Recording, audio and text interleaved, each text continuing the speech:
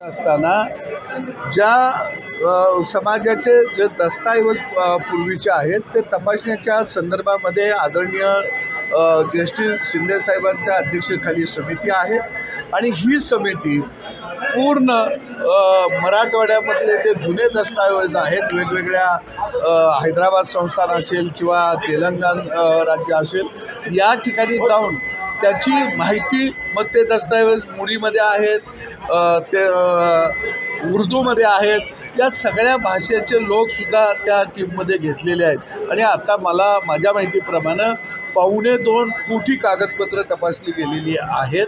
त्याच्यामध्ये 14,000 लोकांना OBCचे प्रमाणपत्र देण्यात येणार आहेत. परंतु संपूर्ण मराठा समाजाला आरक्षण देण्याच्या संदर्भामध्ये निरघोडे आयोगाला सूचना दिलेल्या आहेत. एम्पिरिकल डाटा मराठा समाजाचा मागासलेपणा या संदर्भामध्ये विस्तृत माहिती गोळा करून निश्चितपणानं सर्वोच्च न्यायालयामध्ये आमदारांची जी मागणी होते विशेष अधिवेशनासंदर्भातली त्याबाबत काही चर्चा झाली का? कारण आंदोलक त्याचे आक्रमक झालेले आहेत, मंत्रालयाला टाळा मारण्यात आले. राज्यपालांना पण पत्र दिलं होतं विशेष अधिवेशन घ्यावं.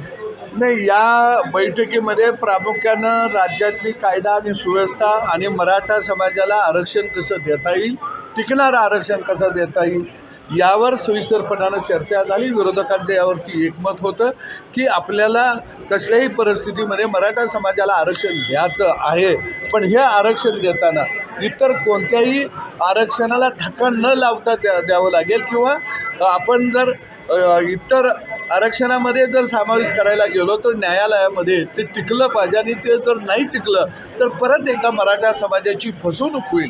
आणि म्हणून निश्चितपणानं 2-3 आयोग यावरती प्रामुख्यानं काम करत आहे.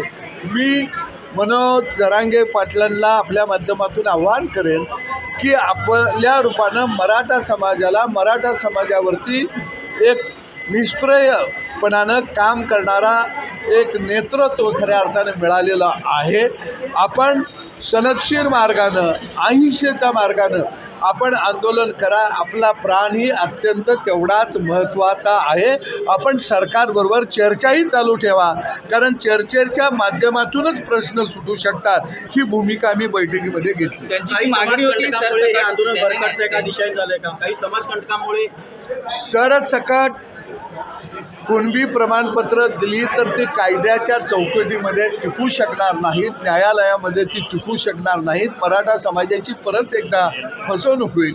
आणि म्हणून मला वाटतं की जरांगे पाटील साहेबांनी त्यांच्या काही टीम्स सरकारच्या समितीमध्ये यावं आणि त्यांनी आढावा घ्यावा आणि मराठा समाजाला आरक्षण देण्यासाठी आपल्याला जे जे करता येईल, जे जे पुरावे देता येतील न्यायालयीन प्रक्रियेमध्ये मागास आयोगासमोर ते देण्यासाठी त्यांनी पुढं आलं पाहिजे. तरच हे आंदोलन खऱ्या अर्थानं यशस्वी होऊ शकतं. आंदोलनाला हिंसक वळण मिळत आहे. जाळपोळ, आमदारांच्या घरं पेटवली जात आहेत. कुठेतरी गालबोट लागले का या आंदोलनाला आणि यामागे समाजकंटकांचा काही हात असल्याचा देखील आरोप होत आहे. मी चळवळीतला कार्यकर्ता आहे. गेल्या 35 वर्षामध्ये अनेक आंदोलनं केली.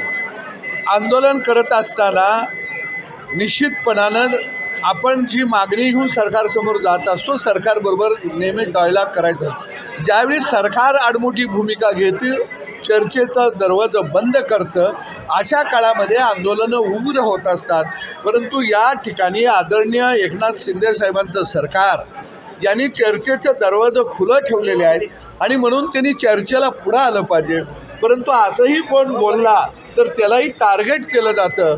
आणि म्हणून मला वाटतं की नेमकं महाराष्ट्रामध्ये आत्ताचं जे चाललेलं आंदोलन आहे ते मराठा समाजाला आरक्षण मिळवण्यासाठी चाललेलं आहे का मराठा समाजाच्या आरक्षणाच्या आडोशानं दहशतवाद पसरण्यासाठी चाललेलं आहे.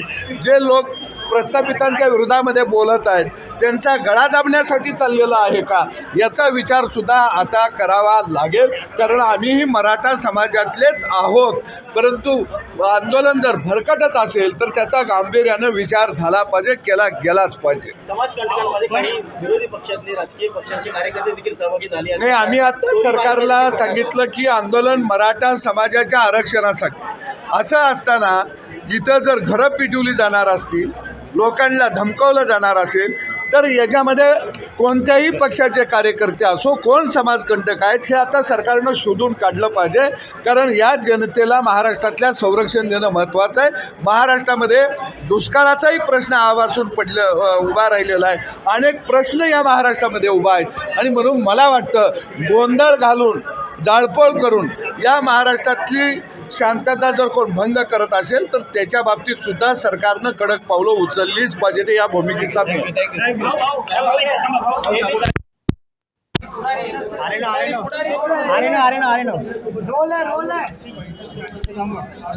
माझी वायर